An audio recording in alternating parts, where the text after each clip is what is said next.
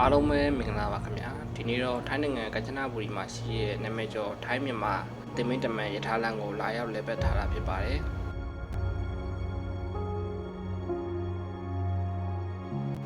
ရထားလမ်းဟာဒုတိယကမ္ဘာစစ်အတွင်း1942ခုနှစ်ကနေ1943ခုနှစ်အထိဂျပန်စစ်တပ်ကထိုင်းနိုင်ငံ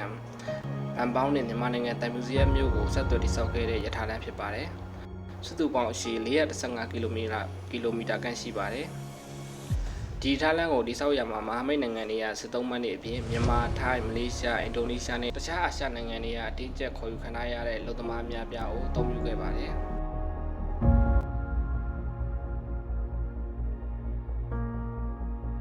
တောထူထပ်တဲ့တောင်တန်းတွေကြောက်တောင်တွေကိုလက်နဲ့တူပေါ်ရပြီးအစာရေစာမလုံလောက်တာယောဂဗျာတွေအလုတ်တန်နေကြောင်းလူပေါင်းများစွာအသက်ဆုံးရှုံးခဲ့ရပါတယ်။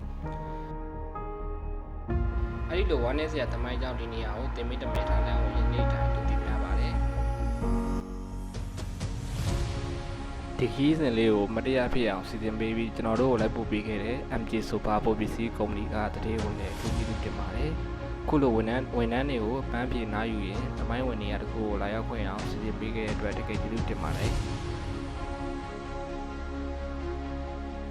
ဗီဒီယိုလေးကိုစားဆုံးလိုက်ကြည့်ပြီးရတဲ့အတွက်အားလုံးကျေးဇူးတင်ပါတယ်ခင်ဗျာ။နောက်ထပ်လည်းခီးသွားဘလော့တွေကိုကျွန်တော်ဆက်လက်ပြီးကောင်းမွန်စွာတည်တဲ့ကောင်းအောင်ရေကုပ်ပေးမှာဖြစ်ပါတယ်ခင်ဗျာ။ကျေးဇူးပါ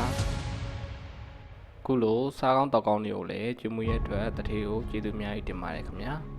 ။နောက်လည်းဒီထက်မကခုလိုကျွေးနိုင်မွေးနိုင်ပါစေလို့ကျွန်တော်ဆုတောင်းပေးပါတယ်ခင်ဗျာ။လုပ်ငန်းနဲ့ဒီထက်မကအောင်မြင်ပါစေခင်ဗျာ။